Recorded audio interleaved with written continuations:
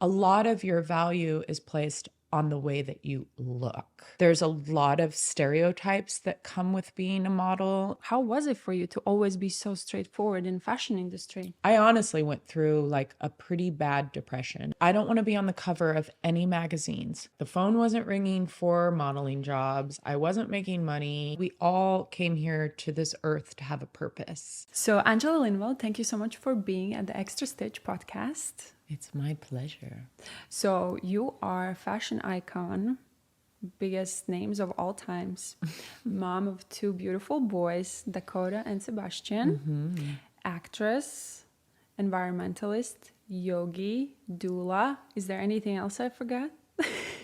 Ventriloquist? No, I'm just kidding. I'm very passionate. One more thing is I'm very passionate about regenerative agriculture and sustainability in general. But yeah, I think you named it, most of it. I feel like you've, in your age, already done so many things. I feel like you've done it all.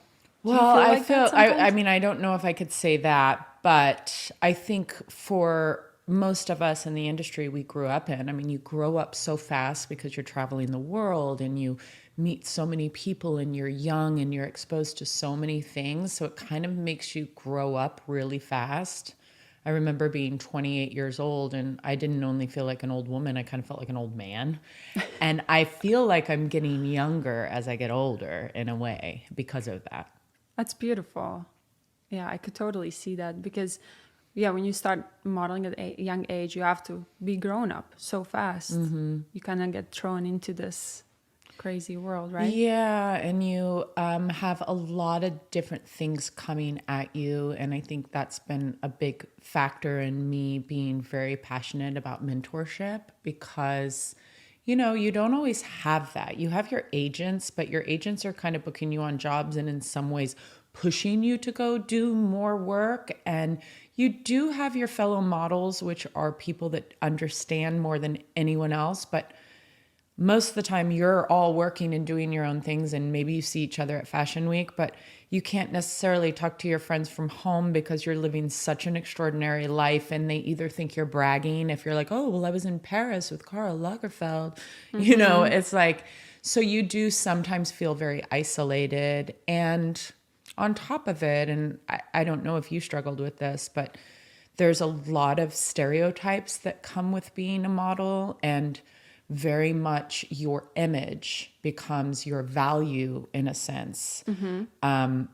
And so people just assume you are a certain way because you're a model. Like, first of all, you're not smart and you're just pretty and you're lucky and everything came easy to you. And you know what I mean? So, and then, you know, you don't want to complain because in some ways you are very fortunate, but there's a lot of factors being, especially 17 years old, traveling the world, working 14 days straight for 10 hours a day that, you know, are certain pressures that you have to figure out at a young age. Yeah, 100%. Well, we're going to come back to all that, all the amazing fashion world, all the things you have done. But I would like to start with very beginning. Who is Angela Lindvall? Where are you coming from? Like, how was your childhood upbringing? Yeah. So I was born in Midwest City, Oklahoma. I grew up in Kansas City, Missouri. I was very much a little nature girl, tomboy, catching frogs and grasshoppers. I'm the second oldest to, my mom had 5 daughters, and then I have a brother. So I've pretty much had a baby on my hip since I'm 3. Wow. And my mom was a single mom, a big portion of that. So my older sister and I are kind of like second moms to our siblings. I was very artistic, imaginative, free-spirited, and you know, I'd barely gotten through high school before the opportunity to model came along, which was, I didn't even know that industry existed, to be honest. So, you know, that did encompass a huge part of my life. But I think, as I mentioned before, you know, there's a lot of stereotypes. I would say I probably fall into some of them, but who I really am is so far from the stereotypes of being a model. Like, I'm much more interested in science and nature and deeply metaphysics. Since I was 15, I kind of had like 10 books on the floor of my room and little notepads. And I loved, and still do, love researching and studying, and was just deeply intrigued on where we came from, and humanity, and what shapes us, and I don't know, kind of our origins. I was very much into theology, religion, spirituality, poetry, psychology. So those were a lot of things that motivated me as a young woman. What was your perspective then? Like, what did you think you're going to be when you're going to grow up? I remember writing letters to God and putting them in the field next to my house and being like, I know there's so much more to see and I just want you to show me. And I thought maybe an artist. I loved like drawing and that, but I feel like God answered my prayers and threw me into the circus of fashion, which allowed me to see the world and meet people and see such a diversity of life. So I don't know. So how did you got discovered, or like how did you get thrown into fashion world? It was around 14, right? My older sister, like I said, we didn't even know what that was. We certainly didn't know there was an industry. My older sister, who's only a couple years older than me, and I'm so blessed, I have the best big sister a girl could have. She told my dad that she wanted to be a model, and I honestly think she saw like a pageant on TV. I know. I don't even remember having magazines as kids, but my dad was like, okay, well, if you want to do it, figure out how to do it. And she opened the Yellow Pages and found a modeling agency. And since we were so close in age, I think my dad just enrolled us both in it. And it was kind of like an etiquette school. Like, I did learn etiquette, and we learned about clothing and hair and makeup. And you know, I secretly had fun, like going to thrift stores and putting together outfits and stuff. But like I said, I was a tomboy. So it was kind of my secret little thing that I did with my sister. And then we put on a fashion show, and agents from around the world were coming to watch. And I did not think anything of it.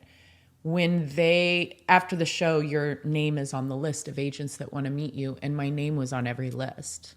Oh, wow. I mean, I didn't even know you needed to be tall, but here I was, like a string being 5'11" girl.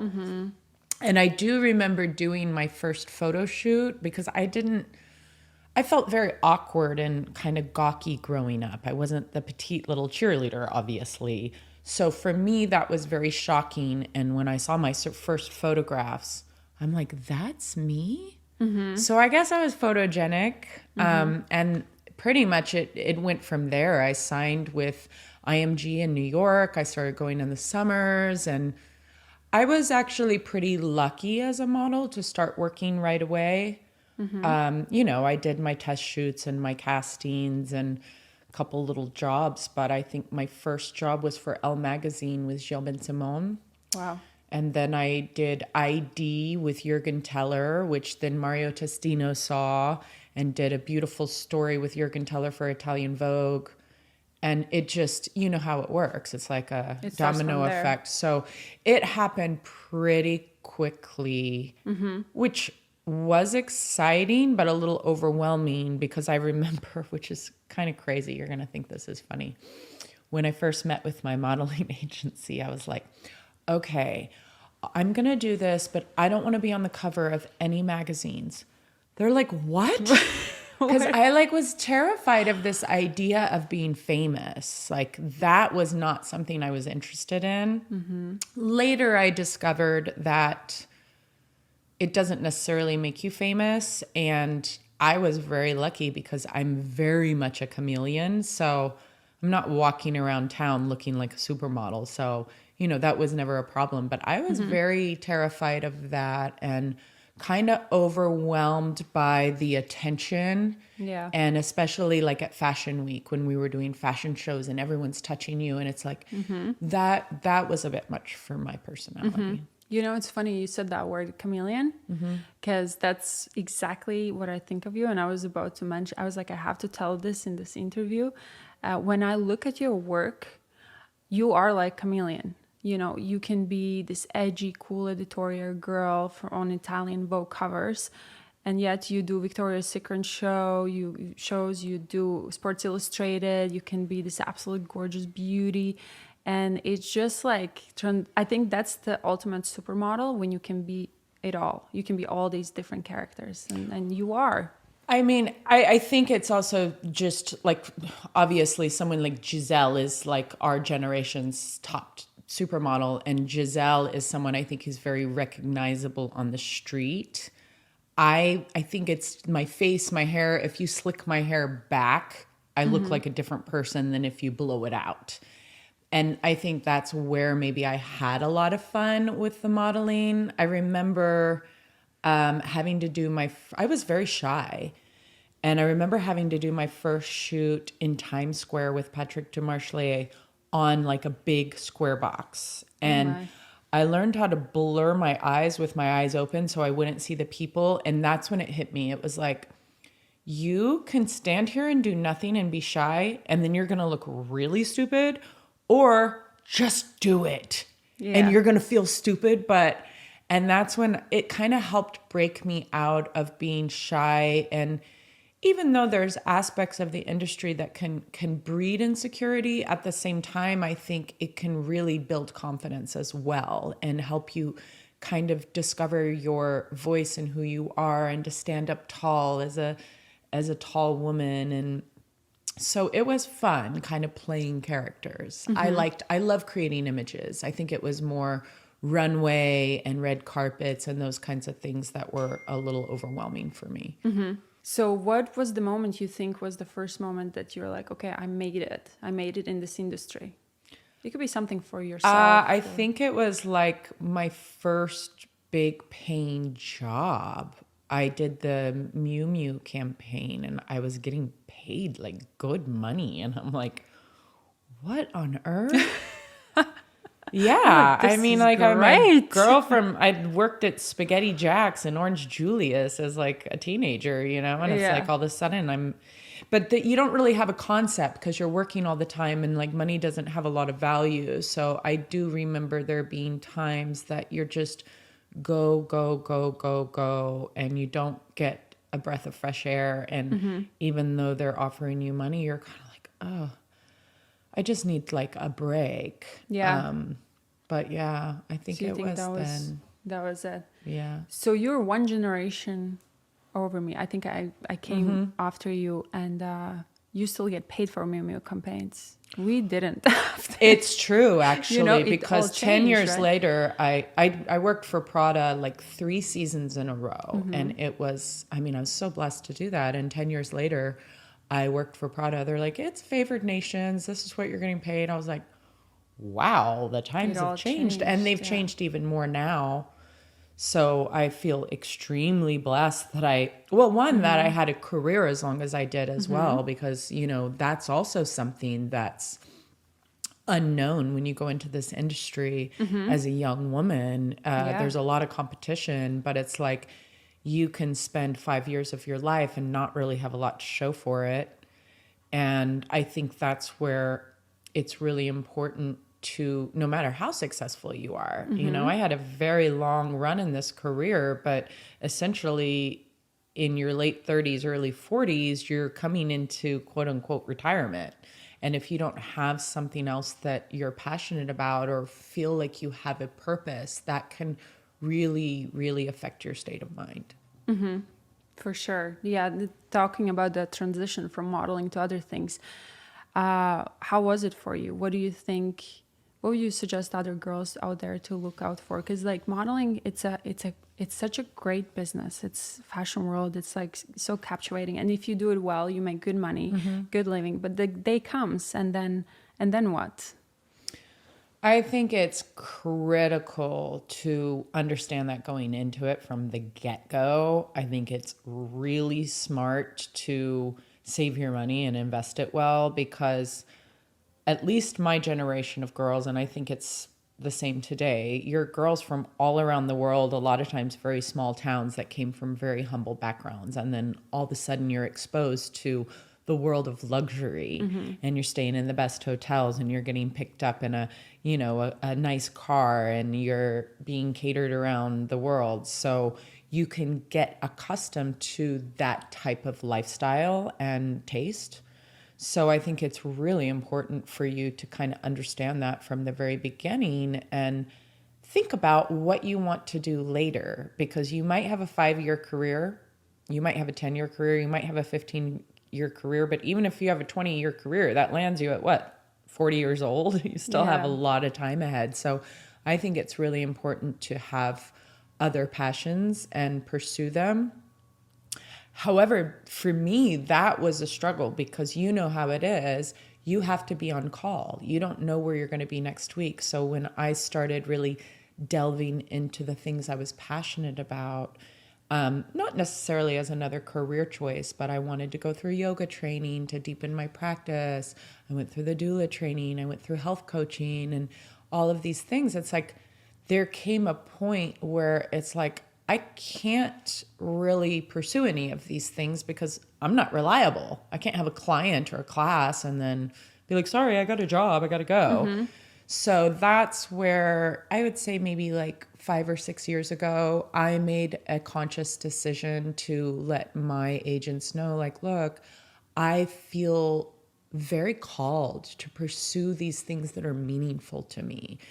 And I need to make this, I mean, I'm not retiring, but essentially I'm changing my focus, and I need to be available to pursue these things that I love. And that was tough because, being a yoga teacher or a doula or a health coach, I mean, there's ways you can make money doing that. But after being a model for so many years, I wasn't looking for accolades to be some top yoga teacher. I was really exploring my passions, and you don't make a lot of money.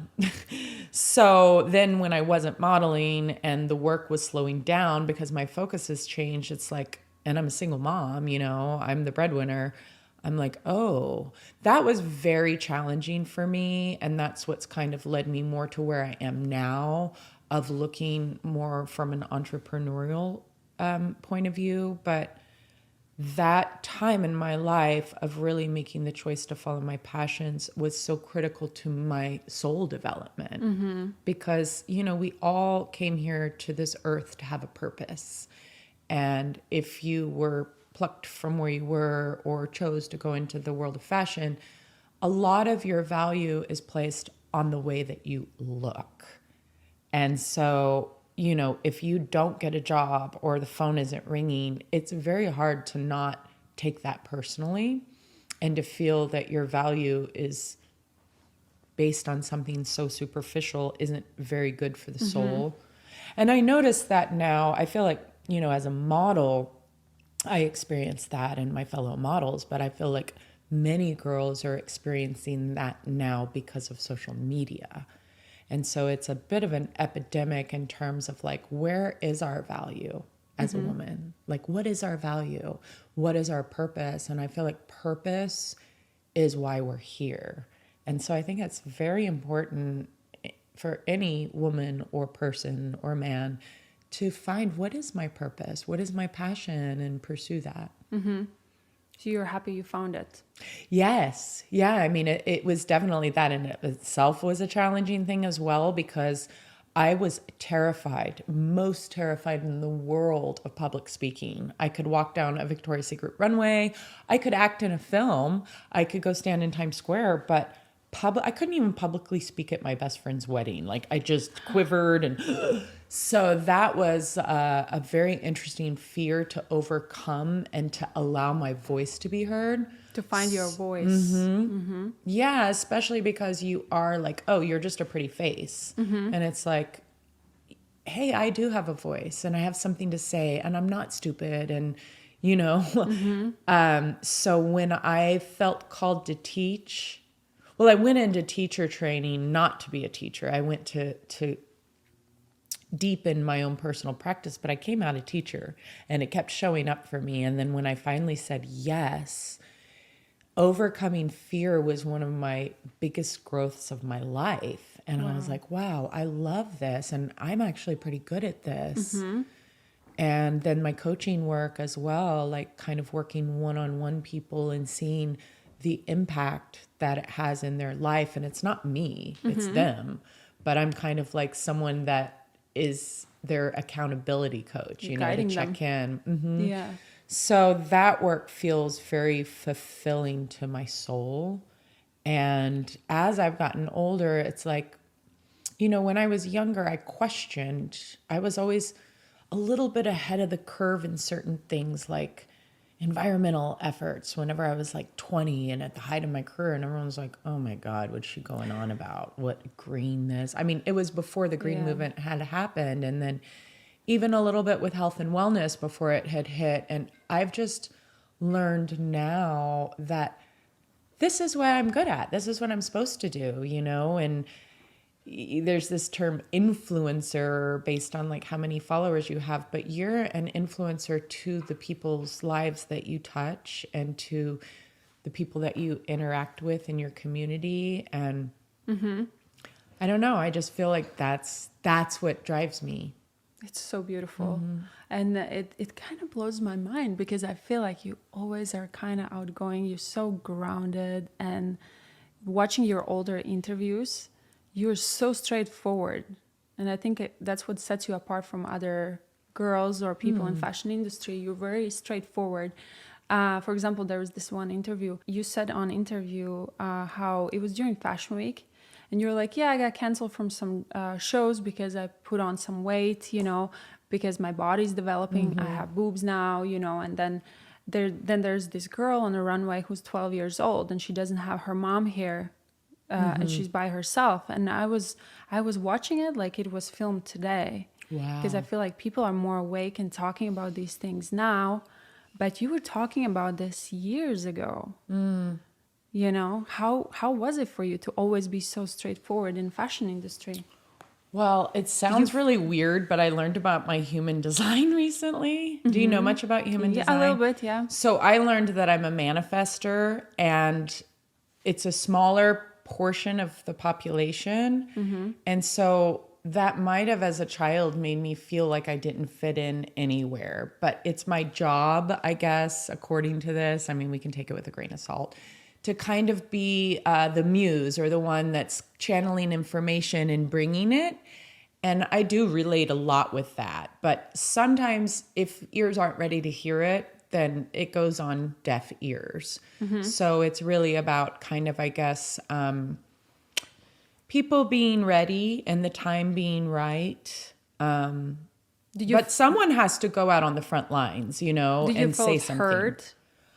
I mean, not entirely, because I started a nonprofit at 20 and people weren't ready for it.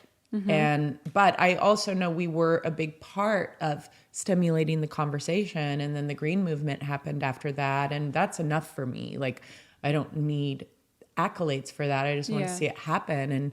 And it's beautiful to see the evolution of humanity and like what's important to us. And that's continuing to today. Like people are seeking more. I'm still an avid environmentalist, but I reached a point, and I think it was when I lost my sister unexpectedly, that my whole, Sorry. and I was going through a divorce at the same time. So, and had brand new babies. So it was like everything. And I think just bought a house. They say all the things that are like the hardest things happened at once. And here I was like trying to save the world, so to say, and my world was falling apart, and it just became very apparent to me that self-care is the most important step to making any kind of effect in the world. Like it begins with ourselves, and not only the choices that we make, the companies we invest in, the products we buy, but how we emotionally vibrate and how that affects others, how we feel about ourselves. So that's when I kind of shifted more from all about sustainability and eco-activism more into this realm of deeper self-care. learning about yourself, right? And was it 2006? 2006 was when 2005 was when Sebastian was born. 2006 was when Audrey passed away. Yeah. I'm so sorry.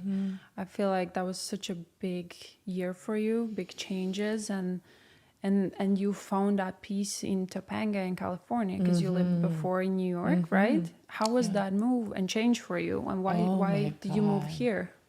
Wow. Well, I started getting exposed to California because I did the film CQ kind of by accident and kind of got exposed to that world. But I was always a nature person. And the father of my children was from South Africa, and I met him in the Caribbean. So moving to New York City was kind of intense for both of us. And I was like, oh my God, California. It's similar to like where you grew up. There's nature. So we moved out here, and unfortunately, you know, our relationship did crumble by the time Sebastian was only 1 year and my sister passed away, and I found the place in Topanga. And as much as it was the worst time in my life, it was probably what cracked open my heart and my soul to understand impermanence and understand what is most important. Because it's like, I think it's similar to birth and death. The veils are lifted. So when a baby's born, the veils are lifted and we're just in this like magical state. And then when someone dies, the veils are lifted and it's not as happy of a moment, but it still brings us so close to spirit and the impermanence of time and what life is really about. So Audrey's passing really woke me up to that, and somehow was guided to this property in Topanga. And I just remember waking up every day so grateful and like, how did this become my life? And so grateful to have my little boys and this beautiful piece of land. It was really our anchor and what nurtured and held us. And in a way, it was kind of a utopia for my kids. I'm like, did I do them an injustice by raising them in a utopia? But it was really sweet. That house is really, really special. It just has that energy. I don't know what it's about. I've been there a couple of times for some of your retreats and like some charity stuff, but it's truly a special place energetically. I feel like some places you can go and you don't have that feeling, but that house is truly magic. Yeah, I feel very blessed for that. And I think it shaped a lot of our lives. And it's kind of became like a hub of me realizing that I love to hold space. So I started hosting other people's events and classes for a long time before I started having my own and stepping into that fear and realizing this is something I'm good at and something I love and want to do. And then, of course, the pandemic hit and shut that down. And then I chose to sell it. And honestly, in hindsight, I'm like, I made some big decisions all at once because Dakota was going off to college. Sebastian was, you know, in his teen years. I sold our family home, and then my dogs died as well. So it was like I created this, and I was transitioning my career, and that kind of got shut down. So it was like I honestly went through like a pretty bad depression at that point. During the pandemic? Yeah, like Really? not at the very beginning, but like maybe a year into it. Yeah, it was just like so many things hit me. And in hindsight, I like to talk about this because no one would ever know if they were speaking to me that I was deeply, deeply depressed and silently suffering. And I'm not someone that goes to people when I have problems. I tend to isolate, you know, and be like, who are you to talk about your problems? You're so blessed. But I've come to realize that there's a lot of people silently suffering and you would never know. And sometimes people take their lives and you're like, what happened? And I think especially since the pandemic, especially the youth, there's been a lot of mental health crisis. And you know, I felt even worse about myself because I'm like, this is what I teach. I'm a coach and I'm a yoga teacher and a meditation teacher. Like, how's this happening to me? But in hindsight, I don't ever want to go there again, ever. Because it's the worst feeling in the world. Like, you want to get out of your own skin, and sometimes you get back into bed because it's so uncomfortable. You just want to go to sleep and make everything disappear. But I'm in some ways glad that I went through that, especially as a teacher and a coach and a mentor, because it's given me such a deeper understanding of what it's like to be in a mental crisis, and to have more compassion and tools to help other people, and to be able to talk about it, because it's not something people generally go out like, how are you doing? Oh, I'm feeling like total shit. Most people don't say that. They're like, Yeah, oh, like, I'm great. Yeah, the typical.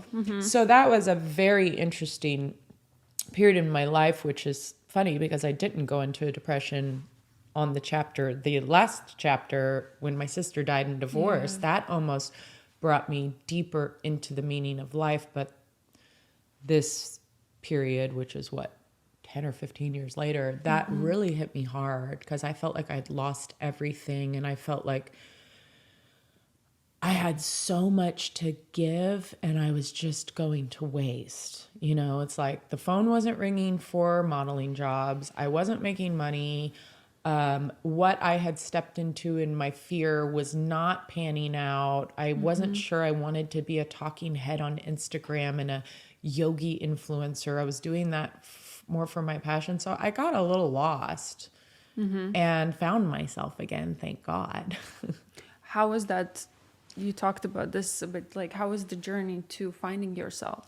Well, I think it was part of the reason what initially brought me to my family in Kansas City, like wanting to kind of start fresh.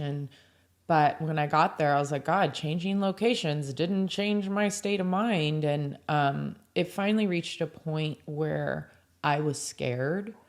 And I sat down with my 20-year-old son and my dad, and I was like, you guys, I'm not okay. And my dad is a clinical pharmacist.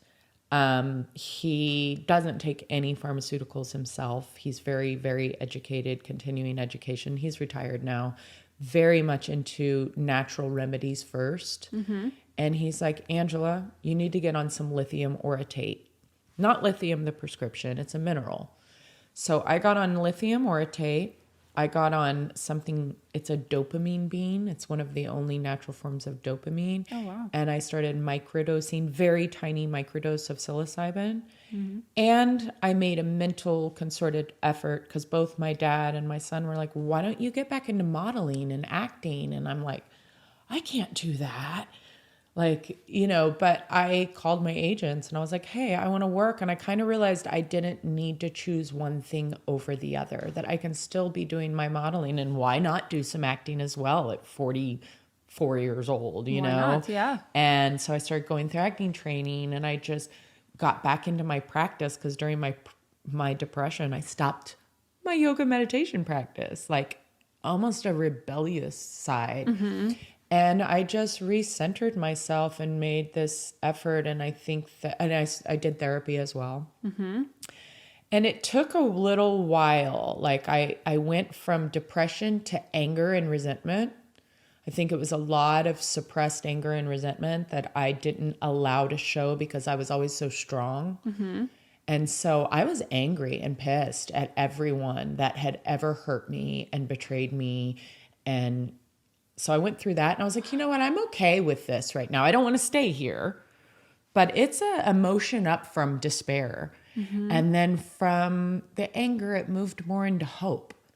And I was feeling hopeful. And then I remember one day, it was probably like 7 or 8 months after I went to my dad and my son, that I was like, I feel a shift. I am actually feeling excited and creative again. Wow. And from there, it's just continued. And then I met who I think is the love of my life. And yeah, I'm ready to teach. I'm ready to create. And yeah, as I look back, I'm kind of grateful that I went through it, because it really changed my perspective. Do you think sometimes we just need time, and time is a big role? I do, but I think it's so important to get some help as well. And I'm not saying don't get on an antidepressant. I'm not giving that advice because that might be right for another person. For me, the lithium orotate, the dopamine bean, and the microdosing helped me, as well as getting back into my practice and therapy. But I think I needed support and community. I think isolating is the worst thing to do when you're feeling that way. As strong as you are, like, I'm glad that you reach out to your boys and your dad about this, right? Yeah, me too. And I saw you during pandemic for some events, and I would have never. You would have never known. I would have never known, you know, because you Yeah. always seem so strong and so put Well, together. and that's the thing. And if you've always been that way, you think you have to be, and you don't want to like show a sign of weakness and I think that vulnerability, or even this conversation of sharing, like, vulnerability is where we connect with one another, Yeah. and you don't feel so alone, and you are like, oh wow, we're all human. Like, I coined the term, it's not easy being human. It's not always easy because it's this emotional journey, and we all need support and community and connection. Yes. Is this the period when you came up with Peace Begins in Me? So prior to that, prior to the pandemic, was when I started a jewelry line with a company called Article 22 that takes shrapnel from war, landmines, and they melt it down and create jewelry. And I came across this company. I was like, what a beautiful concept to take something so negative and make it something beautiful. It's like an alchemy. And they asked me to do a collection, and I kind of wanted to layer it with silver and gold, the shrapnel, with sacred geometry, which is like so much about our body and nature. And that's when it came to me, the line for the jewelry I called Peace Begins in Me, because I realized if we want to create peace in the world, we have to start with ourselves. And this jewelry was a symbol of peace, like taking something from war, transforming it into something beautiful. So that was the message of the jewelry. And around the same time, I had already been hosting space for yoga and women's circles and workshops, and I decided to step into my teaching. So that's kind of where Peace Begins in Me was born. Where do you stand with it today? Well, I took a big break because I got confused. I feel like there's so much pressure in the world to make everything a huge accolade and fame and la la. And it's like, that's not what I was going for. But now that I'm moving back to my roots and to Kansas City full time, I'm so excited about what's possible there. Like, there's a big hunger for health and wellness and personal growth there. Whereas in California, it's been around for a long time. It's more a saturated market. I mean, obviously there's space for everything, but I'm really excited to step back into it and hold space, and potentially even some larger commercial development of community gathering. I've always done it from my home and very one-on-one and personal, and that I love and I'll continue to do. But I'm seeing where maybe I can bring something to the community, and my sister wants to do it with me. So Wow, it's like full circle, yeah. you know? Yeah, it kind of reminds me, because 5 years ago, if someone would have said, oh, would you ever move back to your hometown? I'd be like, hell no. But it's like the story of Siddhartha or the alchemist or Candide Voltaire. It's like the hero's journey where you leave home to go on your quest and have all these things, and then you end up coming right back to where you were and realize everything was right there for you. And you bring your wisdom and different pair of eyes, right? So it's very exciting. So excited for you. Well, I wanted to talk to you a little bit more about your biggest role and biggest job in life, called motherhood. You have two boys, Dakota and Sebastian. They're 3 years apart. Dakota being your firstborn. You were pregnant when you were 22, in full bloom modeling career, traveling the world. How was it for you back then, being at that age, being so busy as you are, and bringing life into the world? Well, I certainly wasn't planning on getting pregnant with Dakota. I had been in a relationship just shy of 3 years, and it was a surprise. And we had actually broken up when I found out I got pregnant. And I every single cell in my body told me I have to have this child. And, you know, I don't have like a strong opinion on whether someone wants to have an abortion or not, but this was speaking to me on a cellular level that I'm supposed to have this child. And so I made that decision, and my agents had told me, like, your career is going to be over if you do this. And I'm like, well, that's Kind of harsh, right? I was like, that's something I can live with. But if I choose to terminate this pregnancy, I don't think I'm going to be able to live with that. Like, this is too strong of a message in every cell of my body. I am supposed to have this child. And so I chose to do it on my own. The father of the child didn't want to have the child or be involved. And I said, that's fine, I'll do it on my own. And I did. And then I met Dakota's dad while I was pregnant with him. And he assumed the role of being Dakota's father. And lo and behold, you know, after Dakota's born, my film came out that I shot before I got pregnant. And then I shot this incredible story for Pop Magazine with Matt and Marcus. And it's like, she's back. And so Dakota was like my little gypsy baby. And we just traveled around the world. He's like your little bestie, right? Yeah. And he was very, very easy baby. And I don't know if you went through this, but when Dakota was born, I just would wake up from my sleep because I slept with my babies. And I'd look and I'd be like, I can't believe this is my life. Like, just this utter love and happiness that was just like, wow. So that was all great. And I, you know, my career kept going on. And then William and I, their dad, decided to have another, he was planned Sebastian.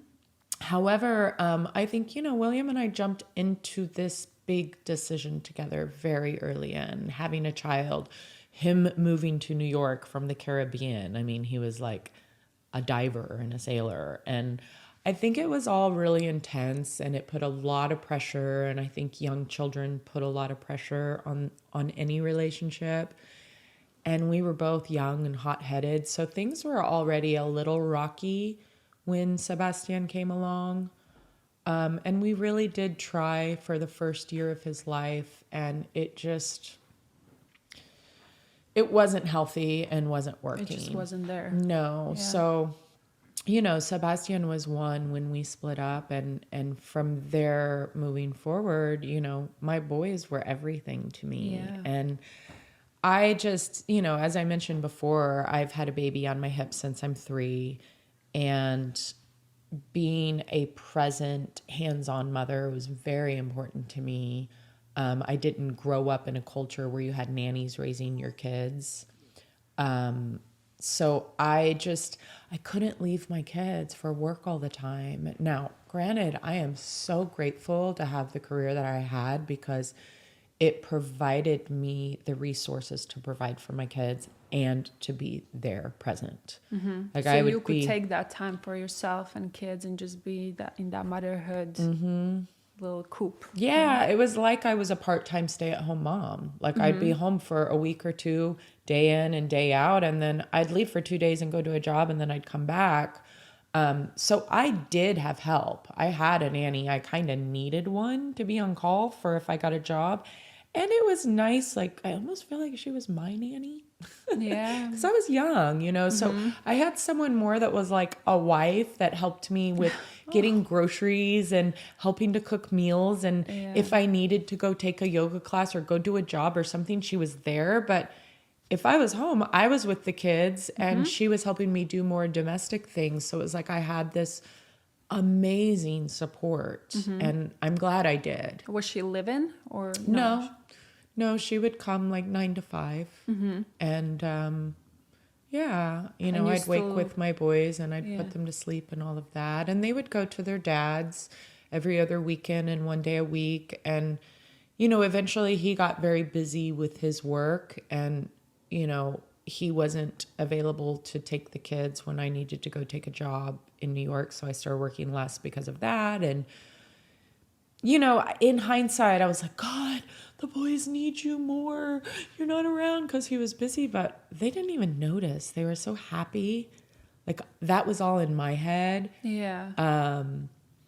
Unfortunately, like him and I, we have kind of always butted heads and tried really hard to be great co-parents. But geez, it's like not been easy.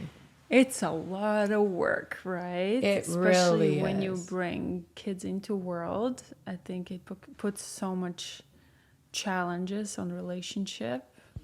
Well, and trauma and pain that one brings into relationships that has been unhealed. And I think especially as young people that haven't done the work, that gets brought up in a relationship. And, I've now had multiple traumas from relationships, and that's why I haven't gotten married ever since. And I have dated, but I kind of quickly get out of it if I see that it's unhealthy, and then I'm single and celibate for a year. So that's what I've been doing. Also because my kids were kind of my number one priority. And in some ways, subconsciously, I'm like, whoever I date has to fit into my world, because my kids are my everything. And I think that caused problems for relationships, or the type of person that I choose that could easily come fit into my life. Yeah. I'm a very strong, independent woman. And if I'm choosing a guy that's going to come fit into my life. Well, speaking of, we talked about this a little bit off camera about your relationship now. Well, so we've met now in our 40s, and we actually decided to go into therapy within 2 weeks of meeting each other. I mean, we both already had our therapist, but we decided, I saw it on a Joe Rogan podcast. I don't remember the name of the guy, but he mentioned that. And I'm like, that's kind of brilliant. And then through us getting to know each other, because we've chosen to go into our relationship with radical honesty and communication, we both discovered like, oh, you've got some baggage, I've got some baggage. We're both codependents or healing codependents. Like, why don't we just start therapy now? So we're not waiting for shit to hit the fan and backtracking. Like, let's just start this with a solid foundation of communication and understanding of one another and healing and learning. And that way, if and when shit hits the fan, we already have a good foundation we can call our therapist. Yeah. So it's been very cool, like a totally different approach to a relationship. And I love it. Yeah. I see it's like different you, it's seeing things with different eyes, like different perspective. Now you're like more responsible in a sense that's like, oh, let's just start right in with therapy instead of going out and having wine night. Let's call our therapist and have that hour with him. Do you do once a week, twice a week? How's yours? Well, typically my therapist I see when I need him. Like, Okay. Marty's kind of fine with me being like, Marty, I need you. Like, either like shit with a teenage son or relationship or myself. And that he sees his therapist every other week, I believe. So essentially we both see our own therapist, but when we need to, we will jump on one of each other's therapists. So we have two. So we have a cool. male and a female, and it's kind of like last night I jumped in on his therapy session because we had one of our first big fights ever, and I was like, oh shit. Did Now you solve it? We had already kind of processed a lot of it, but we got to see how each other fights. We got to see each other's vulnerabilities. We were able to talk about it, and then processing it with the therapist, she gave us both a lot of tools. And now I'm like, maybe we need to go to regular therapy because I want to get really healthy about arguing, because I don't think you can avoid that as a couple. But learning really good skills of how to be a good fighter. I want to be a good fighter. I love that. Mike Tyson, watch out. Yeah. That's so good. I mean, you're doing therapy because you see the future with him, right? Yeah. You see you guys being together, and he's moving with you to Kansas City. He is. It's a big move. I'm sure that had something to do with the fight. Like, there's a lot of moving parts and changing things, but we're both very excited. And he essentially was like, look, when I get one of my retirements in a few years, I was planning on leaving LA and getting a piece of land. I'm like, honey, I already have a really beautiful piece of land. Yeah. Like, why would we sell that now and then start over in a couple of years? Let's go for it. So it is a big decision, but we're excited about more. I mean, he's from a very small town in Washington.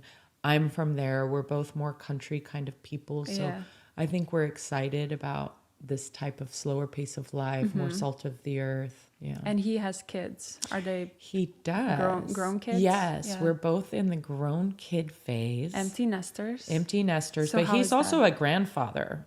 So, you know, That I means guess you- I will be a grandmother at some point. And, you know, to go back to actually the parenting thing, because I think this is an interesting topic for your podcast, for this conversation, because I think a lot of the women that you speak to have young children, and that's such a big, huge changing point in a woman's life. I'm on like the whole other side of it. Like, and nobody prepared me for this. Like, nobody talked to me about the empty nest phase. And I think that had something to do with when I went through the depression. Like, it was such a huge part of my identity. And my boys, I mean, boys especially, you have a little boy, they really like love their mama. Yes. Like, boys just love mama. But there comes a phase with your boy, and this is natural. My dad's like, Angela, this is God's way of like, nature's way of making sure that the son leaves the nest. You don't want a son that's staying at home suckling on the tit forever. I'm like, no, I don't. Yeah. So around 15 or so, they start pushing you away. And then for me, at least around the ages 16 and a half, they start their testosterone and they get a little big for their britches and you're the most annoying person in the world. And then they're out. And so it's very interesting now that they're both out of the house, sweet as pie again, like calling me all the time. Aww. Dakota calls me like 3 or 4 times a week. Yeah. I mean, he loves to talk. Sebastian's not so much a talker, but he's calling me now. And I swear a month ago before he moved out, I just don't want you to give me advice. I want to figure it out on my own. Whatever you tell me to do, I'm going to want to do the opposite. I'm like, okay, fine. He's calling me, Mom, will you send me bullet points of what I should tell my landlord? I'm like, yes. I'm here for you. So, you know, it's sweet. Aww. You're always a mother, but like that transition is really interesting. And like something as well, we talked a bit off camera, but you mentioned first 3 years and last 3 years is like the most difficult. I've in my experience, I think yes. So it really hits close to home. I'm like, oh my God, it's must be so Axel's hard. 3 now. So you're like now in that new phase that hopefully like whatever experience or ups and downs that you and Brian have been, I'm giving you the advice. Like, I really think 3 to like 15 are the best years ever. Like now, I mean, Axel can probably do more things on his own or is open to self-play. And, you know, it's hard on a relationship. Everything changes, you know, not only your hormones, but your lifestyle, your time, the one-on-one time you get with your partner is interrupted. And you realize that every human being is different, and finding that common ground between 2 grown-ups and a kid. And like, you know, dad is saying he has to go to sleep at this time. And I'm like, no, but like, he's not tired. He should go to bed a little later. And it's like little things like that, the day to day, you're like, oh my God, are we going to be okay when you go to bed tonight? Like, you know, it piles up. I think it's interesting too, because I've witnessed a lot of couples like squabble about things that really don't matter. And I think it's really important, like as new parents, to just, especially as the mom, because in some ways you're like, I carried him in my belly. And then you're like nitpicking the husband for the way he changed the diaper or how he's doing this, or vice versa. I think just like let the other person do it their way. The kid's not going to die. You know what I mean? It's agree. like, okay, you do it this way, I'm going to do it this way. And then, like you said, like as they keep growing, finding out ways of as partners, like how are we going to do this, especially if we disagree or we were raised different. And then that's when the next chapter comes in of the last 3 years, those teenage years. My sister and her husband have been together since they're 18, still together. And our children are the same age. So we've gone through this so nice empty nest thing, but oh man, like At you least got you a guys can. teenage daughter and you're a mom and a dad and you have different opinions on Does your things. sister have? She has a She daughter. has a son and a daughter, but you know, I've watched them on certain opinions or ways of doing things, and the stresses that teenagers put you through, it's like it puts pressure on the relationship again. So For I don't know sure. which Wow. is harder, the newborn phase or the Or the teenage. last teenage. Okay, I'll keep this in mind and prepare myself. I still Yeah. have You way get to to go. enjoy all the good years right Yeah. now. You've done so much like amazing work with your sons together, and now like Dakota and is Sebastian doing some modeling too? How is Sebastian's not. he's not in? He'll be like, I'm not a model boy. He makes fun of Dakota. He calls him model boy. Oh my god, I love that. He's like, I'll do it if they pay me. I'm like, Oh. I've had to bribe Sebastian to do like an editorial that you don't get paid. I'll be like, I'll give you $100. Yeah. Please, just one shot. They're so different, huh? Yeah, very much. But like seeing Dakota, didn't he do some like YSL show? He did Versace, and like, how does it make you feel as you coming from fashion background and like seeing your son now? It's like, You know, it's funny. Like, I don't think every personality is cut out for this industry. Like, my niece wanted to, and she's gorgeous. She's like 5'11", like just banging. And she was interested in doing it. I don't think every personality is cut out for this industry. You know, it could rip you apart. She's very confident and a strong woman. And Dakota is very, very outgoing. He's funny. I think when he did that YSL shoot, he's like, yeah, Mom, I had to go try on the clothes and I slipped on the high heels and was walking around in my underwear. So he like made everybody laugh, and he had fun with it, and he's not intimidated easily. He's very confident and outgoing. So for him, I wasn't worried about him getting into that industry at all. And he has fun with it. And, you know, he's in college and he's studying quantum economics. And, wow. you know, he got in on a writer's scholarship because he's highly creative. But he's like, I'm not going to waste all this money on doing something creative. I'm going to go do something I can apply to life. I'm like, okay, dude, math. It's not even in your strong suit, but he's like, Mom, I got this. So he's doing that. And I see him probably going more into like venture capitalist or something more creative with money. Sebastian, I mean, thank God he doesn't want to be a model boy because he's much more of an introverted type of creative where I don't think he would have done well at this modeling thing. I think it would have affected his state of being more. I mean, he could be wrong. He doesn't want to do it, but yeah, I want to encourage my boys, and I always encourage them because now I'm doing the adult parenting thing, you know? So it's like, I tell them things like, have your options, go check it out. Don't just say, no, I don't want to do this. Show up, go check it out, and then say, I don't want to do this.